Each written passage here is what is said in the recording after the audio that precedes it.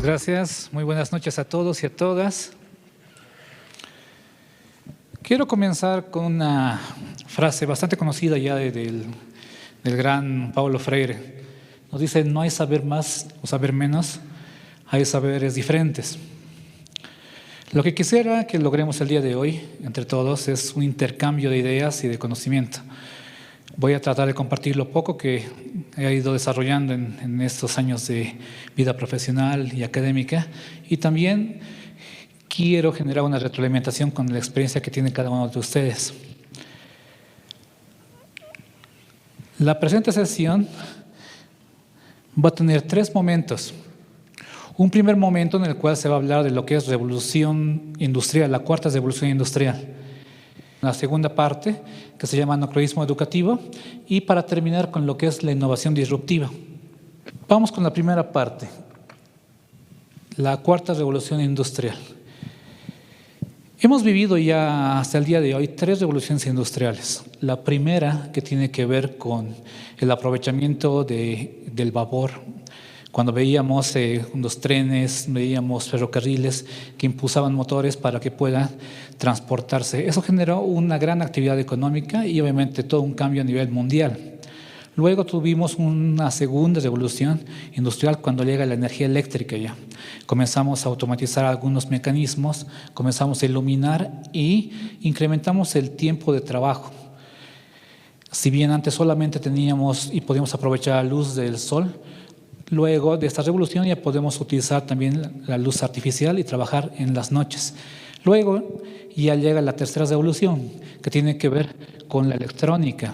Y ya vemos el surgimiento de dispositivos computacionales, una computadora, los servidores y todo lo que vamos conociendo ya día a día, la radio, la televisión y todos estos dispositivos electrónicos.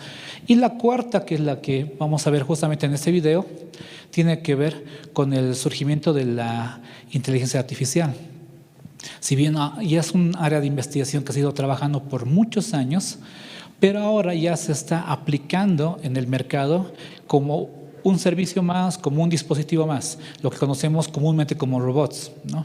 Entonces hay un debate bastante arduo a nivel mundial de cuál es el impacto que va a tener el tema de la 4ª revolución industrial en economía y principalmente un tema que nos interesa a nosotros es el tema de educación. Lo están tomando muy en serio, tanto que el Foro Económico Mundial ha declarado el inicio de la 4ª revolución industrial en Davos en 2016, ya en enero. Entonces, es un espacio donde se reúnen todas las naciones, expertos a nivel mundial, presidentes, ministros, y lo han tomado tan en serio porque va a afectar en el porcentaje de gente que va a perder su trabajo. Lo vamos a ver eso de forma más adelante. Imagino que muchos ya vieron el video en extenso, que es más largo, y este es un video resumido, tal vez para quienes no pudieron ver el video antes. The original Industrial Revolution was driven by the discovery that you could use steam engines to do all kinds of interesting things. That was followed by additional revolutions for electricity and computers and communications technology. We're now in the early stages of the 4th Industrial Revolution, which is bringing together digital, physical, and biological systems.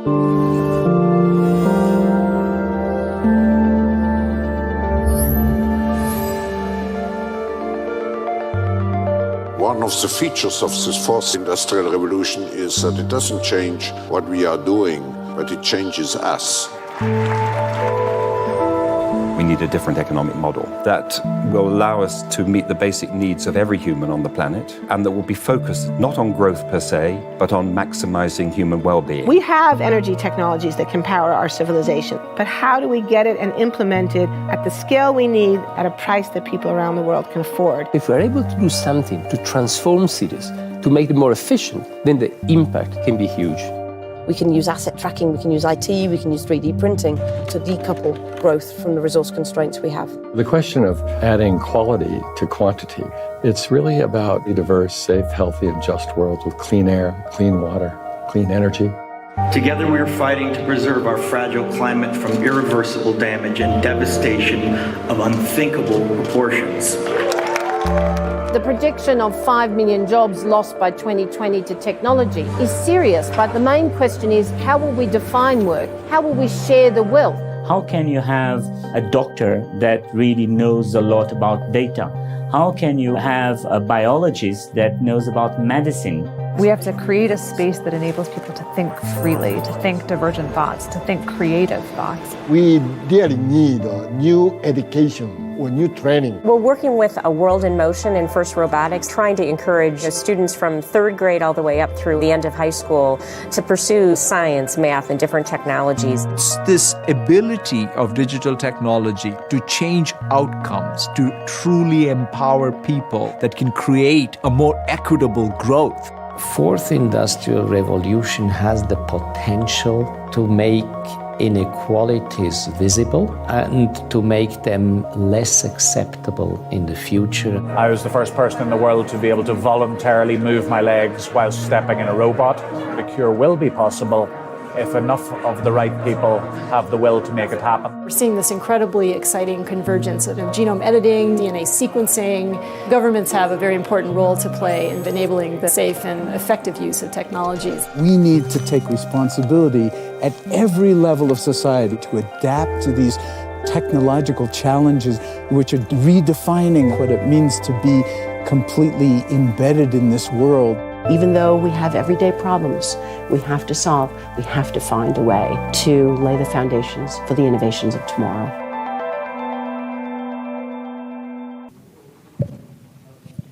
Ya, parece que el internet nos jugó una mala pasada, pero tal vez para ir resumiendo, ¿qué es lo que trabajaron en el Foro Económico Mundial en Davos? Una preocupación latente es que estas máquinas que van a llegar a automatizar los procesos industriales principalmente, lleguen a reemplazar a personas, a trabajadores que están en ese momento ocupando cargos en las industrias, en fábricas, en todos estos espacios. Por ejemplo, les doy un dato interesante. En Estados Unidos, por ejemplo, los periodistas ya pasaron a la historia. Los sistemas inteligentes son los que están redactando día a día y las noticias. Por ejemplo, gente que manejaba todo lo que tenía que ver con el mercado bursátil, los sistemas financieros a nivel mundial, ahora ya no trabajan, porque son sistemas inteligentes que están básicamente administrando todo el flujo de efectivo en los mercados bursátiles. Eso está día a día llegando poco a poco a Latinoamérica. Ya es algo cotidiano ver esto en Europa, en Alemania principalmente, en Estados Unidos, en Asia, mucho más. Esto es lo que quiero que entre en este momento de análisis. En un estudio de la Universidad de Oxford, se ha calculado, se ha determinado que alrededor del 47% de empleos van a desaparecer en los futuros 10 años, ¿no? Si es que analizamos este porcentaje, es bastante preocupante. Si bien en cada revolución industrial siempre ha habido este fenómeno de que se avanza la tecnología, avanza la capacidad industrial y se van reemplazando fuentes de empleo, pero esta va a ser una de las más drásticas, la que va a generar mucho desempleo, mucha gente que va a quedar sin trabajo. Pero ahora, eso hay que verlo desde dos perspectivas, desde la perspectiva del problema y también desde la perspectiva de la oportunidad, ¿no? El problema porque obviamente la mano de obra no calificada que trabaja de forma mecánica va a ser fácilmente reemplazada, pero la intención de educación principalmente, que es el sector en el que trabajamos, es pensar a futuro qué es lo que deberíamos hacer nosotros para comenzar a responder esto. Obviamente ya no podemos pensar en espacios laborales de mecanización, tenemos que pensar en espacios laborales más cognitivos, más intelectuales. Hace algunos años, por ejemplo, no se escuchaba hablar de personas especializadas en marketing digital, por ejemplo. Son áreas de conocimiento, son competencias, profesiones ahora que ya comienzan a tener mercado. Hace algunos años no veíamos en los anuncios de empleo que buscaban especialistas en inteligencia de negocios, en marketing digital, en redes sociales. ¿Por qué? Porque eran áreas que no se habían desarrollado todavía. Ahora que están mucho más desarrolladas y es algo cotidiano ver todo esto. Entonces, la pregunta que tenemos que irnos haciendo es ¿qué deberíamos hacer como educación para adelantarnos a este fenómeno? ¿Qué es lo que deberíamos hacer? ¿Hacia dónde deberíamos apuntar desde la formación de todo este grupo que en este momento va a ser fácilmente reemplazado? ¿Por qué es tan importante este tema? Inclusive Vladimir Putin, en una de sus declaraciones, dice que el país que domina la inteligencia artificial gobernará el mundo. A tal punto hemos llegado que básicamente todos los sistemas financieros, todo lo que es la plataforma económica, ahora se maneja con inteligencia artificial. La toma de decisiones, las inversiones, por ejemplo, que se pueden hacer a nivel público o privado, se hacen con inteligencia artificial. Cosas tan sencillas como optimizar el espacio para construir una vivienda o el espacio ideal para construir un hospital o una unidad educativa, ahora se hace con inteligencia artificial. ¿Cómo determinan en otros países dónde construir un hospital? Mapean todo, cuantifican todo lo que tienen que ver con un mapa y comienzan a establecer en base a crecimiento demográfico, a proyecciones, cuál sería el lugar ideal para construir un hospital.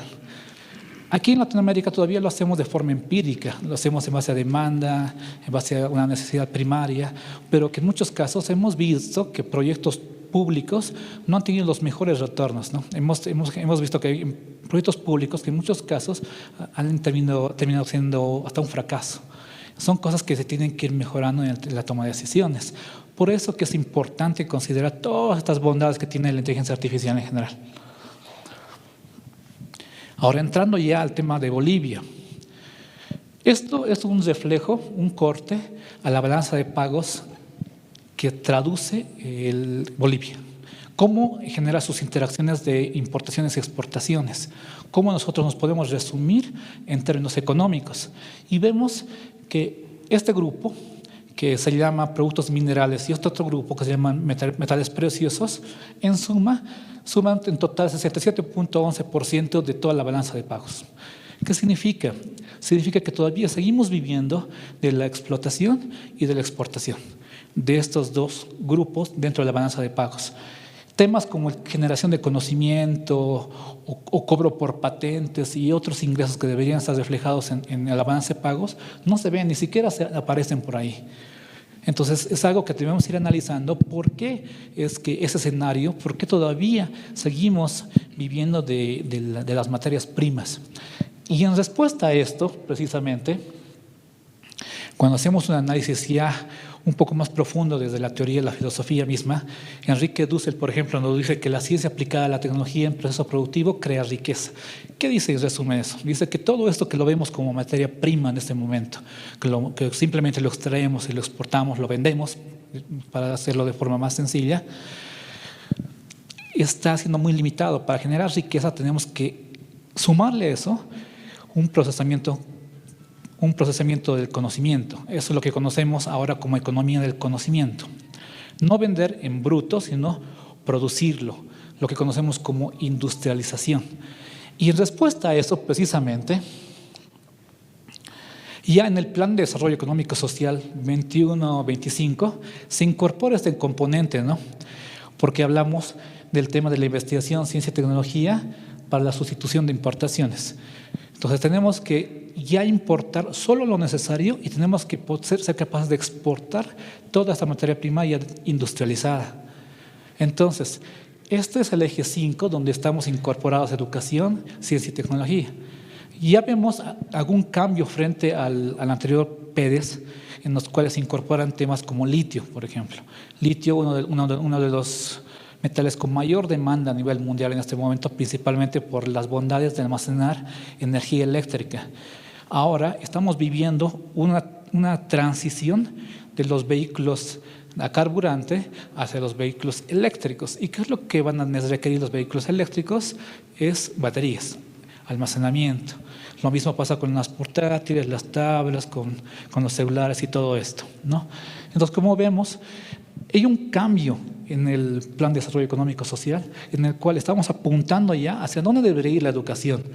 Muy aparte de seguir manteniendo el derecho a la educación integrada, intercultural, plurilingüe de calidad, apuntamos al tema de la educación especializada, investigación, innovación, potencialidades productivas, lo que ya mencionaba el tema de importaciones, el tema de impulsar la explotación de la inteligencia artificial y el uso intensivo de las TICs. Entonces ya lo consideramos desde un marco de la planificación, enmarcados en la ley 777, en la cual nos da una línea hacia donde tenemos que apuntar como sector público inclusive. Entonces, ¿qué nos dice también Dussel, complementando lo que habíamos visto hace un momento? Nos dice, vender materias primas en bruto sin industrializar sería un craso error. Tenemos que comenzar tener enfocado esto, a comenzar a cambiar y darle un valor agregado a todo esto. Entonces, estas estructuras, lo que ya se conoce como universidades, consejos científicos y todos estos, deben contar con criterios elegidos en base a la autodeterminación nacional política.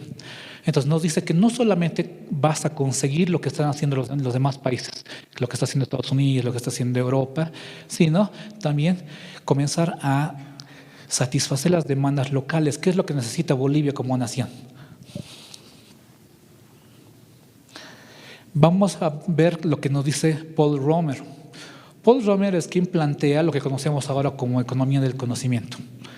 Entonces, en resumen, el premio Nobel ya del 2018, justamente él plantea el tema de la teoría del crecimiento endógeno, y en base a todo su estudio surge y nace lo que conocemos ahora como economía del conocimiento.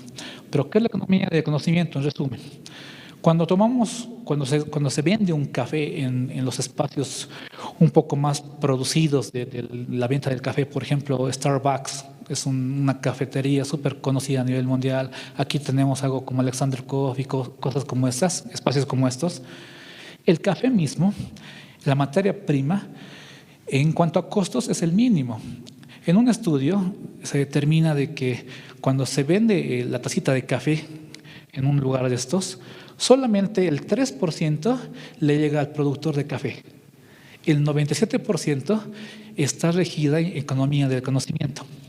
¿Qué significa esto? ¿Quién maneja la marca? ¿Quién ha hecho el manejo financiero, la publicidad, marketing digital, el tema del envasado, la distribución? Todo esto en conjunto, que ya es más conocimiento, más que fuerza bruta, suma el 97% total. Y el 3%, eso oscila de 3 a 5% dependiendo del sector, va al productor. Entonces, como vemos, la materia prima no es lo más importante. Ya en el 94, cuando Peter Drucker escribe La sociedad postcapitalista, ya nos hablaba del activo intangible, del valor del conocimiento. En ese momento, todo lo tangible tenía valor. Se podía establecer un valor monetario a todo lo que podemos tocar. Ahora ya el know-how del conocimiento tiene un valor inclusive más alto de lo que podemos tocar, en base a esto, a lo que se explica como economía del conocimiento. Y es cuajo. Nos dice investigación es invertir dinero para obtener conocimiento, mientras que innovación es invertir conocimiento para obtener dinero. ¿Por qué es importante ese señor? Es cuajo, es el primer ministro de Finlandia, y genera todo un cambio en la filosofía, en el paradigma de gestión pública en Finlandia. ¿Y cómo lo logra? Con mucho debate, obviamente, los recursos públicos los asigna a educación. Y al invertir todos los recursos públicos, buena parte del recurso público a educación, es que logra ese cambio en Finlandia. Y ahora Finlandia es un referente educativo, inclusive, y también económico. Entonces, cambia toda esa figura que entendían como que la educación era el segundo, tercer lugar en cuanto a inversión pública, y lo pone primero. Y de esa manera logra este cambio. Y llegamos al momento de la interacción. Entonces, en base a todo este análisis previo, este debate entre autores, la pregunta que tenemos es, ¿está Bolivia lista para una cuarta revolución industrial? ¿Estamos listos? ¿Qué nos falta? ¿Cuál es la tarea como educación? ¿Estamos respondiendo a esa demanda del mercado, a esa demanda económica? ¿O qué es lo que deberíamos ir cambiando? Tenemos ya una plataforma, tenemos una línea de planificación que es el PEDES. El PEDES ya nos da unos lineamientos políticos sobre lo que deberíamos ir trabajando, a dónde deberíamos apuntar, pero como educación, ya para operativizar todo esto, ¿qué nos está faltando? O, en todo caso, o tenemos todo listo ya en este momento como para afrontar la cuarta revolución industrial. Es evidente, ¿no?, que la cuarta revolución industrial en nuestros países, desde el ámbito educativo, ya están llevando adelante, ¿no? Yo tuve la oportunidad de visitar a Argentina, justamente a varias instituciones de educación técnica tecnológica, y prácticamente la educación ahí, nuestros estudiantes en nuestro sistema de segundo de secundaria, allá en Argentina ya están haciendo programación. están haciendo rebobinado de motores eléctricos y muchas cosas más, ¿no? Utilizando la tecnología, ¿no? Dibujo técnico, y ya no lo hacen así manualmente, sino ya están utilizando programas, ¿no? AutoCAD, diseño mecánico asistido por computadora, etcétera, ¿no? Entonces, yo creo que es importante tomar en cuenta, ¿no? Esto. La verdad que es una exigencia actual a través de la pandemia. Se ha vuelto una exigencia, se ha vuelto una necesidad. Si bien se puede ver en el eje troncal lo que es Santa Cruz, lo que es Cochabamba, La Paz, que son las ciudades, los departamentos más grandes, más uso, ¿no?, de la tecnología, incluso en la implementación de la parte curricular, pero todavía tenemos departamentos más pequeños, ciudades más pequeñas donde no se ve, ¿no? Pero no es algo que no podría darse también en Bolivia. Tenemos, lo primero pienso yo que es cambio de mentalidad. El cambio de mentalidad es algo muy importante porque tendríamos que trabajar, como dijo el compañero, no solamente con las confederaciones, sino también con nuestras organizaciones sociales, ¿no? Porque ellos son también parte del sistema educativo, tienen hijos, muchos son maestros también, y bueno, la educación se mueve con todos los actores sociales. Vamos pasando a la siguiente parte. Hemos visto el tema de la economía, revolución industrial, la cuarta revolución industrial, las necesidades y todo esto. Ahora pasamos al tema del anacronismo educativo.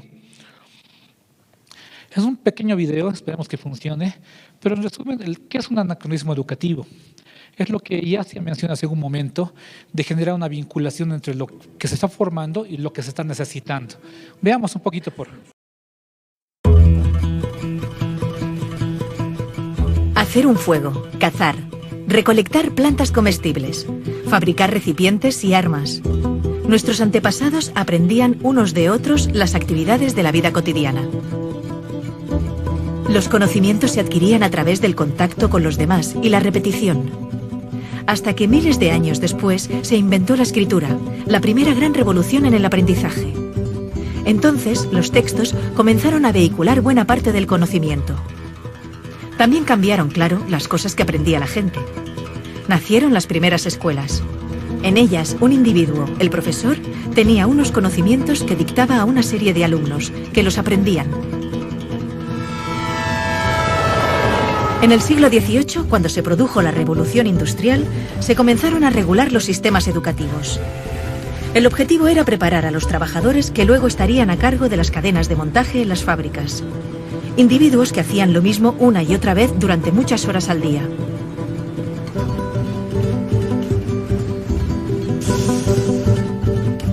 La escuela que se inventaron seguía ese patrón. Todos los niños repetían y repetían de memoria determinados conocimientos.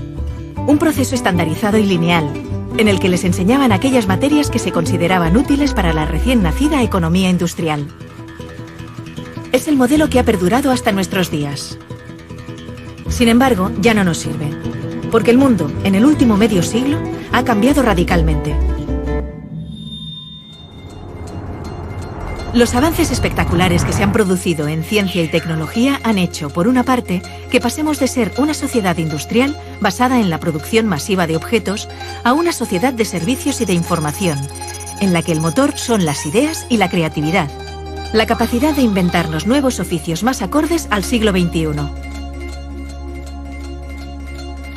Y por otra parte, los descubrimientos científicos nos han permitido conocer mejor cómo funciona nuestro cerebro, el órgano encargado del aprendizaje, y descubrir algo que los griegos ya sabían, que no aprendemos repitiendo, de memoria, sino haciendo, cuando nos emocionamos.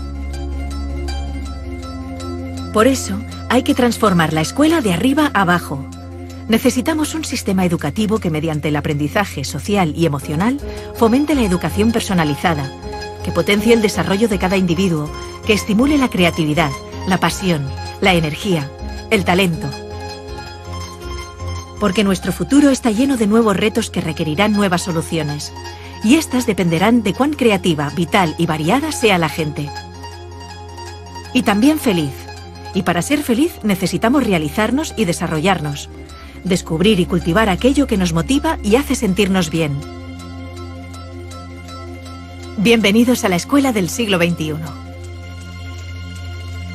Tenemos ese modelo industrial en su momento. En los Estados Unidos eso ya se llamaba el modelo de repeat after me, o repetir después de mí. Y en ese momento estaba bien porque respondía a la necesidad económica del momento. La escuela era un espacio de mecanización. Tenían que repetir, todos eran iguales, tenían que aprender a repetir, porque cuando entraban al mercado laboral iban a repetir. Las fábricas lo que hacían era incluirlos como parte de todo ese proceso productivo, eran parte de todo esto y solamente tenían que repetir.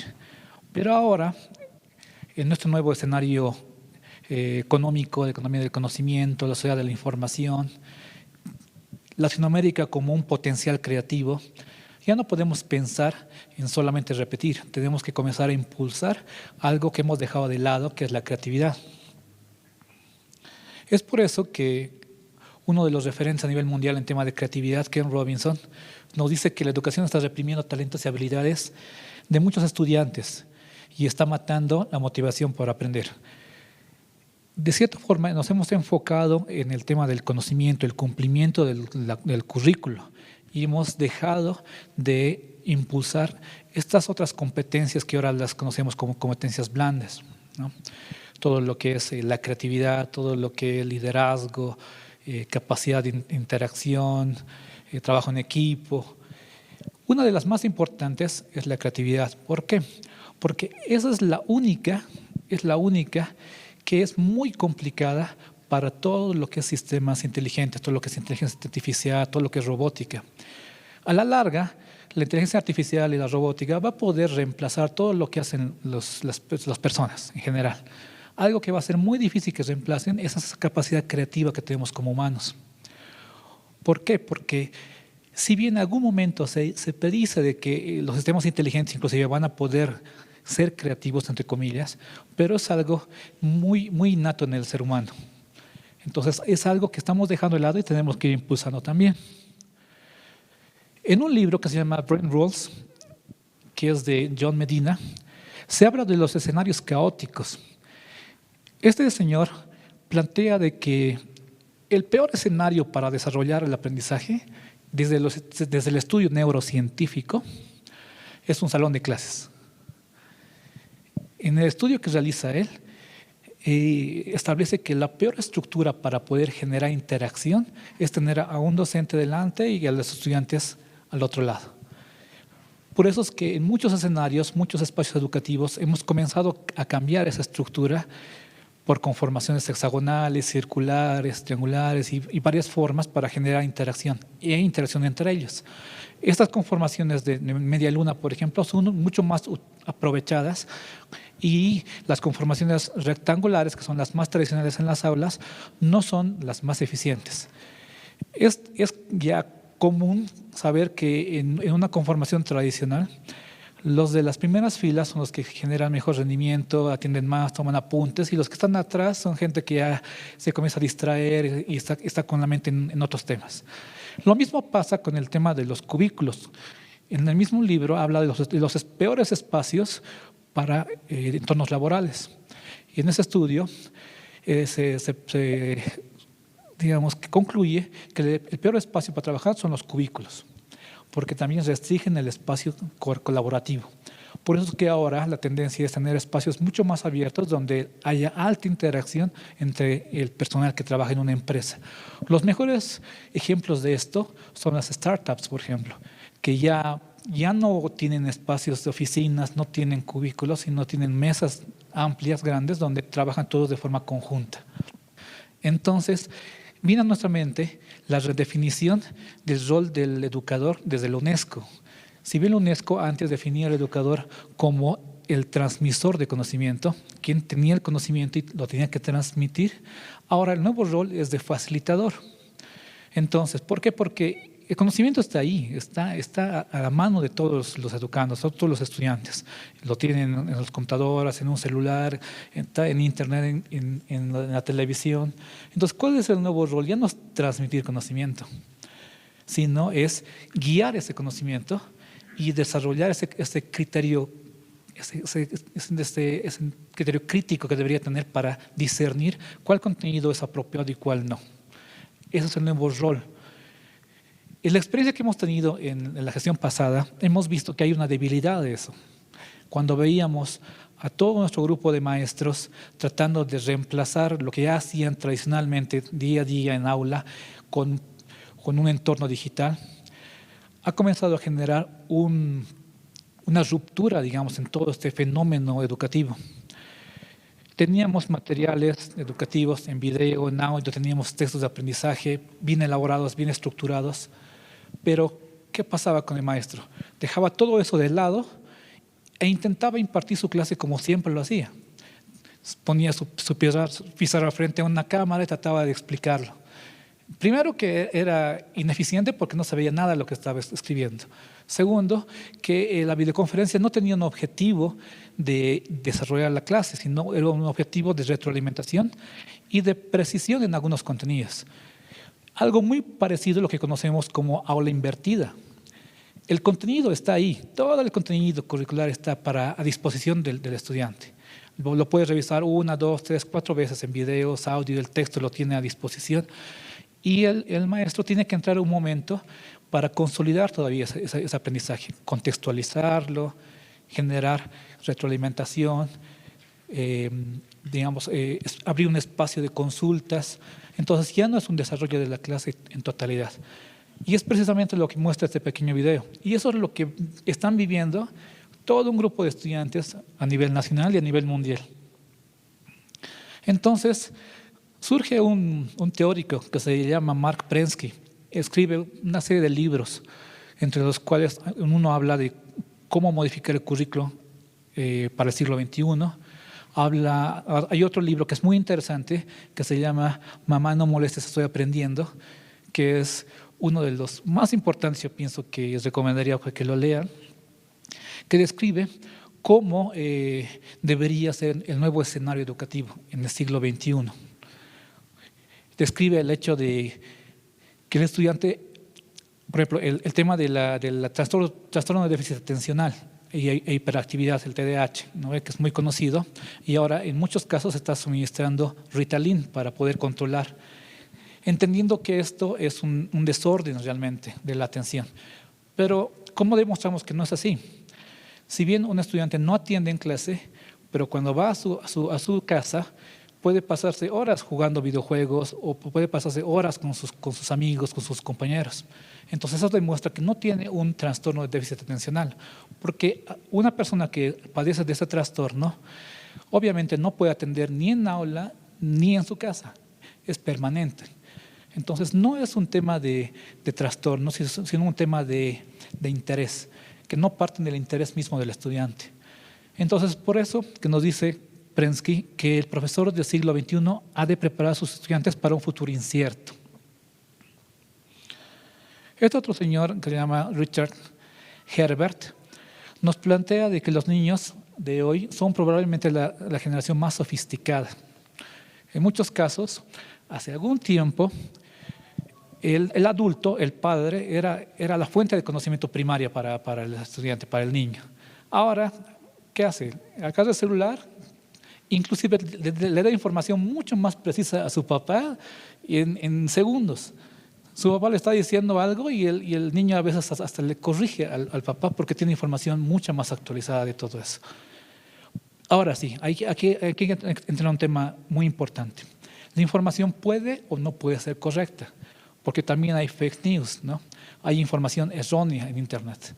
Entonces, el maestro tiene que enseñar, tiene que lograr que desarrolle esa competencia del estudiante de poder discernir cuál información es real y cuál no lo es. Entonces, ya no tiene que ver con el tema de transmitir el conocimiento, sino de enseñar a discernir cuál es conocimiento y cuál es información errónea. Carl Fish, ya pasando de los niños a la universidad, Dice que las universidades necesitan preparar estudiantes para trabajar en empresas o funciones que aún no existen. Qué difícil es eso. ¿Quién iba a pensar hace algún tiempo que íbamos a tener que formar a un grupo de estudiantes en marketing digital, por ejemplo? Cuando recién estaba surgiendo todo el mundo de las redes sociales.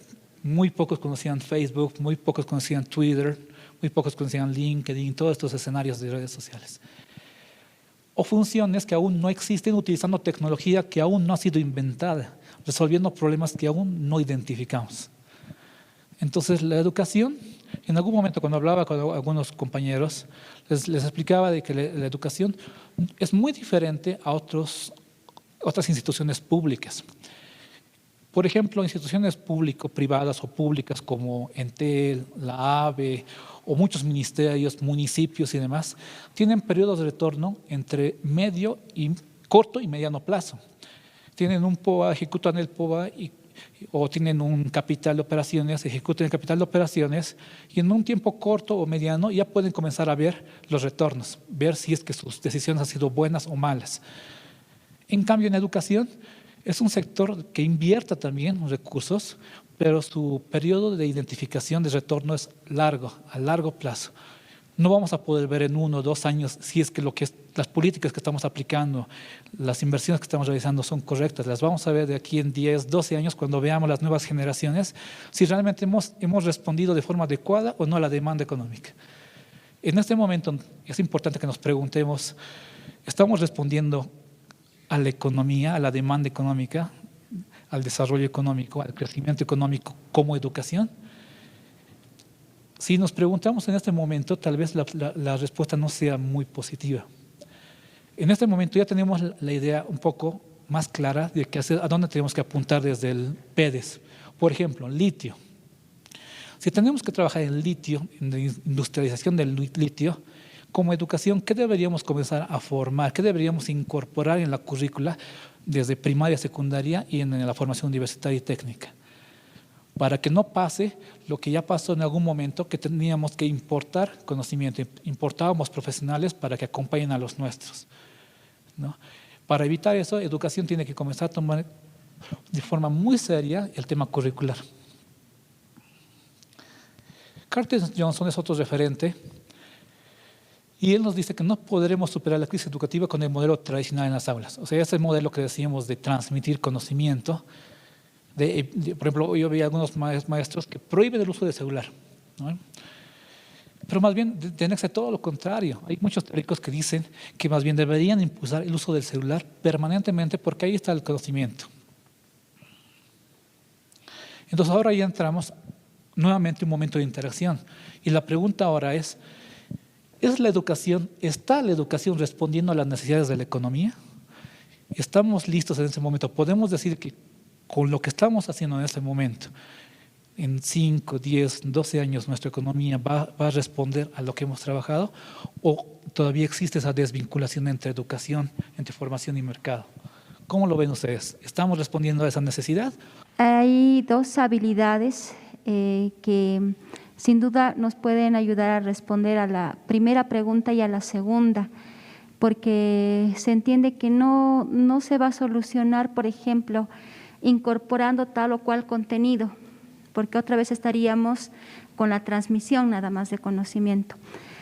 Si queremos realmente desarrollar nuestras capacidades productivas, ya lo había mencionado en ese segundo video que me llama mucho la atención y hay que considerarlo también como algo importante, tiene que ver con el desarrollo de la creatividad. No se le da mucho énfasis a esto, solamente en el nivel inicial, que eso le especifica como una capacidad, habilidad que se debe desarrollar en los niños, pero como que se va perdiendo en los otros niveles. Si desarrollamos esta capacidad creativa, pues vamos a preparar a los estudiantes para lo que va a venir. El año 2006 a mí me causó una satisfacción enorme cuando veía en el Plan Nacional de Desarrollo de ese tiempo uno de los 4 grandes problemas de la educación boliviana. Y uno de esos es esta pregunta.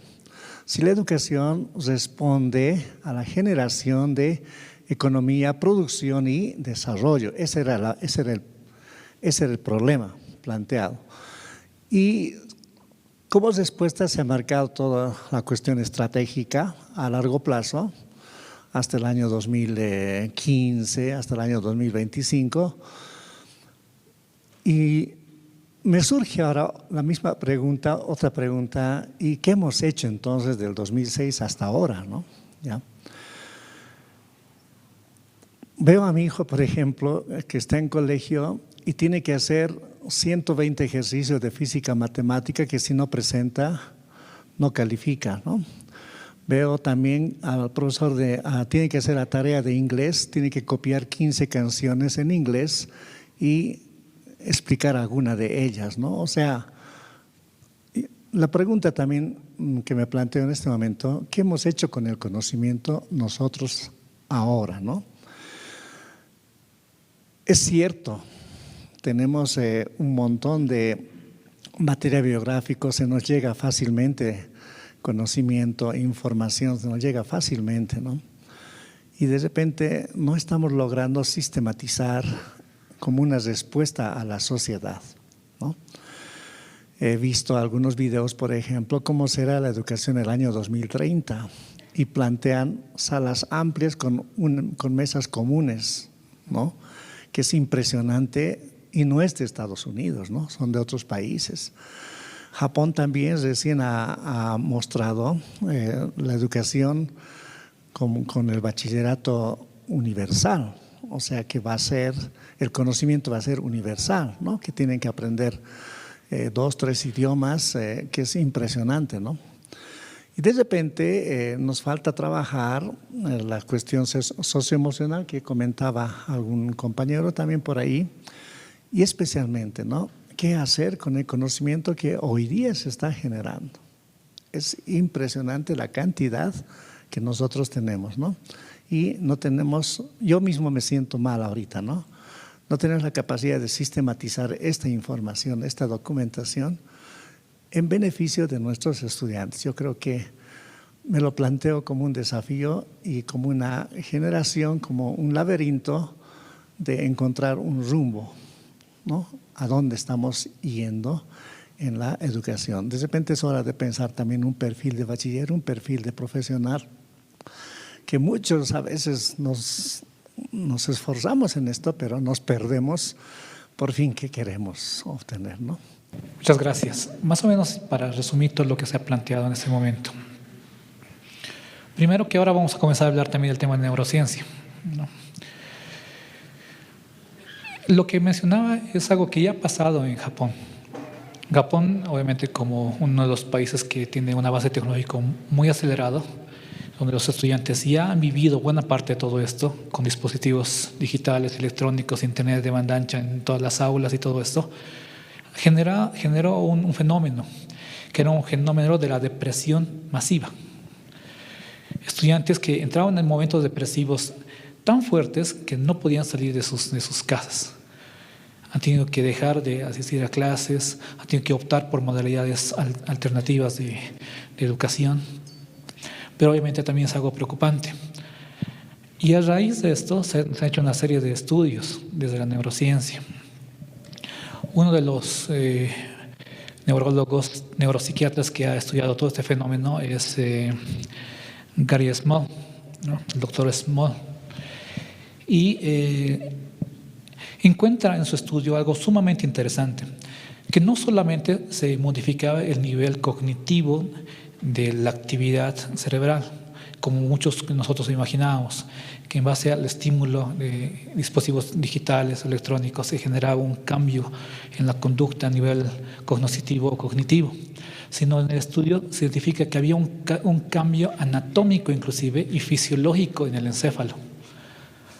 Entonces, también es importante considerar qué se debería modificar, cómo deberíamos adecuar y adaptar toda esta tecnología en espacios educativos. Por ejemplo, Cuando se hace una estimulación en el lóbulo frontal, principalmente, que es un espacio donde se estimulan los periodos de razonamiento y comprensión, ¿ya?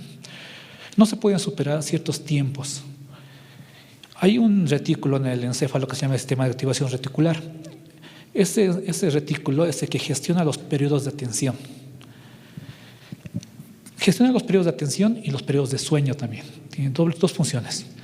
La atención, ¿por qué es importante? Cuando estamos en una clase tradicional, le llamaremos entre comillas, así, presencial, el periodo de atención oscila de 40 a 45 minutos. Ese es el periodo en el cual una persona puede atender sin ninguna distracción en general. Esa es la base de la cual conocemos como hora pedagógica, ¿no? Pero cuando estamos en espacios de alta estimulación, con multimedia, con imágenes, todo lo que son los entornos digitales, los periodos de atención se reducen a aproximadamente 10 minutos. Tiene un pro y tiene un contra. El pro es que en ese periodo más corto, el nivel de recepción cognitiva es muy superior al presencial. Significa que cuando vemos un video como lo que hemos visto, lo asimilamos de forma más fácil, más rápido que cuando alguien nos cuenta lo que está en el contenido del video. Por eso que cuando vemos un documental, en palabras sencillas nos queda más que si leemos un texto, un libro o algo así. Pero tiene su pro y su contra. Eso es el pro. El contra es que reducimos el periodo de atención.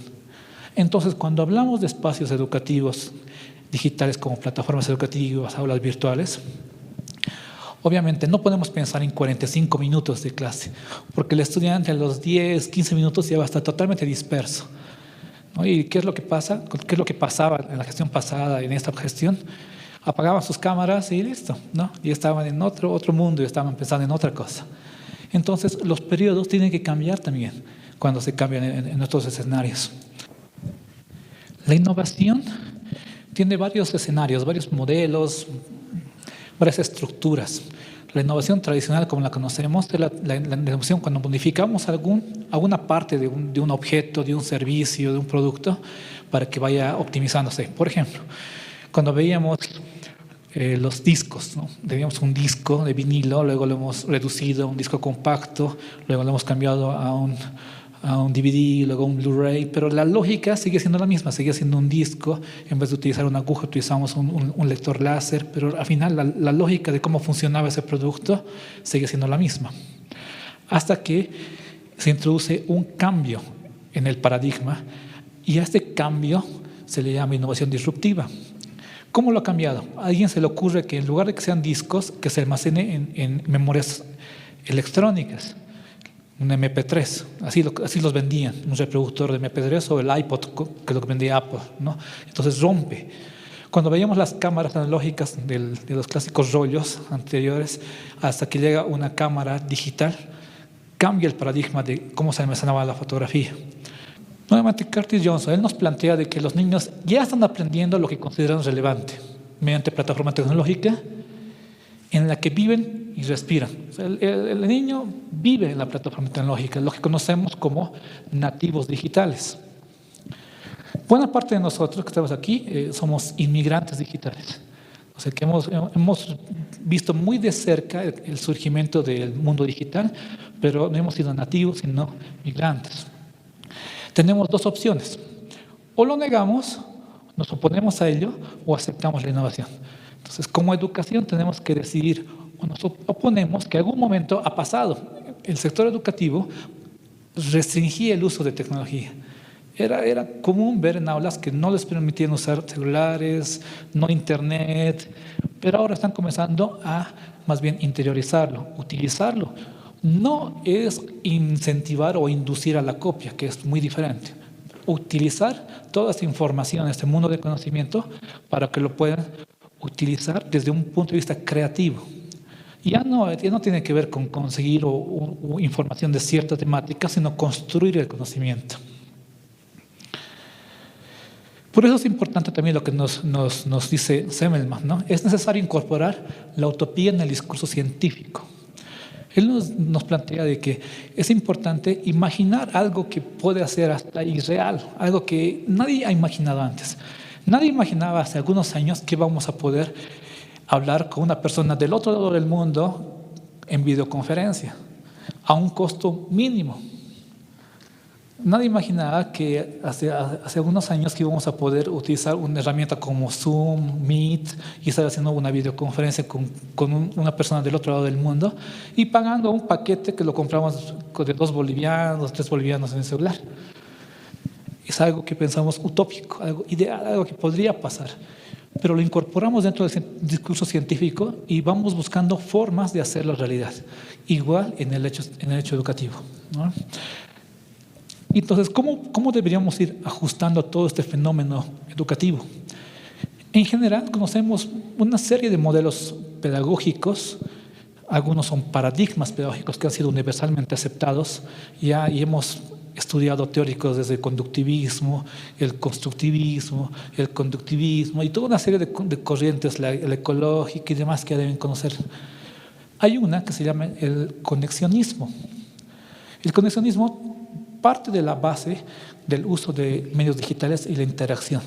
Y uno de los principales referentes de todo esto es George Siemens.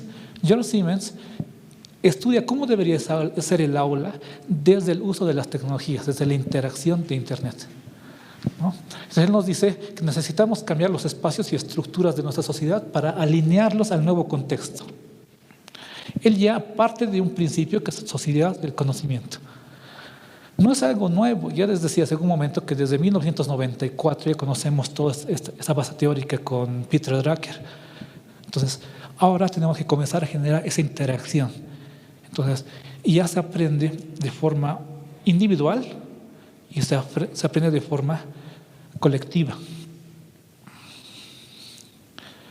Y siendo un poco más técnicos, más precisos, este señor, Kai-Fu Lee, plantea cómo poder no pelearse, no ver como un enemigo a la inteligencia artificial, sino más bien incorporarla dentro del proceso de enseñanza-aprendizaje. Entonces, había un planteamiento y había una limitación al mismo tiempo de la educación que se llama personalización. Obviamente es muy complicado en una aula poder trabajar de forma personalizada con todos los estudiantes, pero cuando tenemos medios digitales esto es posible. En algunos experimentos, digamos, entre comillas, que están realizando en Asia, principalmente en Japón, se ha probado esta dualidad entre uso de medios digitales y el maestro interactuando con los estudiantes. El estudiante puede ir avanzando a su propio ritmo en las plataformas digitales y el mismo sistema le envía información al maestro para identificar cuáles son las debilidades del estudiante.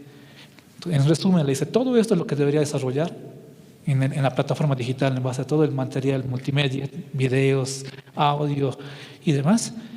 Al mismo tiempo identifica cuáles son sus debilidades, qué es lo que tiene que fortalecer. Y más aún, el sistema le dice en qué va a tener problemas a futuro, cuáles son las debilidades, cuáles son las competencias y aptitudes que tienen que ir fortaleciendo. Entonces, no solamente identifica esas debilidades, sino recomienda y sugiere al maestro hacia dónde orientar a cada estudiante. Entonces, estamos llegando a un momento de personalizar este proceso de enseñanza. Una tendencia a nivel mundial, que lo está utilizando Asia, Europa y también bastante Estados Unidos, es la pedagogía basada en proyectos. El modelo sociocomunitario productivo, de cierta manera, abstrae todo esto con sus momentos, cuando termina en un momento de producción, ¿no? Pero el aprendizaje basado en proyectos tiene una diferencia sustancial. El núcleo de todo el momento de aprendizaje ya no es el maestro, sino es el estudiante. Los maestros son los que más bien se acercan al estudiante para poder desarrollar algún proyecto. Por ejemplo, el estudiante quiere aprender a construir un dron. Esto tiene su pensamiento utópico, ¿eh? ¿Cómo yo puedo ser un constructor, un ingeniero que fabrique, que produzca drones? Entonces el maestro comienza a conducir ese aprendizaje. ¿Qué necesita para hacer un dron? Conocimiento matemático, física, tal vez tienen química, van a hacer algo de robótica. ¿Qué necesita? Yo quiero ser no sé, les digo que quiero ser ingeniero genético, quiero poder clonar personas, listo. Tienen la idea, ¿qué necesita? Estudiar biología, necesita estudiar qué. Entonces, todo esto construyen todo un proceso de aprendizaje en base a un proyecto. Entonces, esta es la tendencia en cuanto a lo que estamos trabajando ahora, que satisfactoriamente el modelo sociocomunitario productivo sí lo incorpora, pero todavía falta llevarlo a la realidad. Somos también conscientes que si bien el modelo teóricamente funciona muy bien, en el aula en muchos casos no lo aplican. Todavía nos queda esa tarea pendiente de llevar ese modelo al aula y que se lo haga realidad. Entonces ahora llegamos a la última pregunta de la sesión y nos dice si serán reemplazados los maestros por la tecnología. ¿Será que en algún momento ya tenemos sistemas, tenemos plataformas en las cuales se pueda aprender de forma autónoma? Hay servicios que ofrecen ese tipo de aprendizaje. Entramos a algún espacio en internet en la cual podemos ver una serie de videos y comenzar a aprender ciertas habilidades de forma autónoma. Sí, ya han sido reemplazados en lo que a acceso a la información se refiere. Es decir, no es lo mismo un maestro, yo maestro con mi pizarra que quiera enseñarles las arañas y tipos de arañas dibujando feamente en la pizarra, que googlear arañas o en YouTube y veo y aprendo mucho mejor. Es decir, el acceso para el acceso a la información, sí, ya han sido reemplazados y poderosamente. Pero ¿qué hacer con esa información? ¿Cómo procesarla? ¿Cómo usarla en la vida? ¿Cómo articularla con los otros componentes del aprendizaje? Eso no va a poder ser reemplazado por más que tengamos no solo información, sino robots, ¿no? Porque aquí entra un tema, ¿no? El tema del sentido y el valor de la educación. La educación no es solamente instrucción, la educación no es solamente pasar información lo más digerida, hermosa posible, sino la educación es también aprender a ser seres humanos, ¿no? Y eso no hay una materia que nos enseñe a ser seres humanos, a vivir en comunidad, como decía aquí el compañero. Pero además no podemos descuidar el tema de lo humano, ¿no? de lo social, de esa riqueza que aprendemos en la escuela y con nuestros maestros. El maestro va a ser insustituible en ese sentido en el proceso de humanizarnos, ¿no?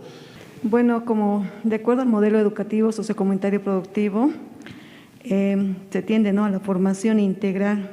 Dentro de la formación integral tenemos que desarrollar las 4 dimensiones, ¿no? El ser, saber, hacer y decidir.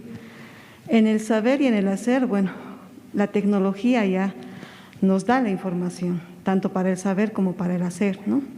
Sin embargo, las otras 2 dimensiones, el ser y el decidir, son las que el maestro es el que imparte en cada una de las clases, ¿no?, que desarrolla, que imparte. El ser, los valores y los principios, como bien decía licenciado Carrión, más recordamos de nuestros maestros aquellos consejos que nos han dado, ¿no?, de vida. En la parte del decidir, el hecho de poder proponer, ahí también está la iniciativa, la creatividad, ¿no? Y estos son 2 elementos, ¿quién los da? El maestro. Por ello es que no vamos a llegar a ser superados en esos 2 aspectos, ¿no? En la parte del saber y del hacer, sí, pero también mucho depende del maestro, de que pueda hacer uso de la tecnología como un complemento, ¿no?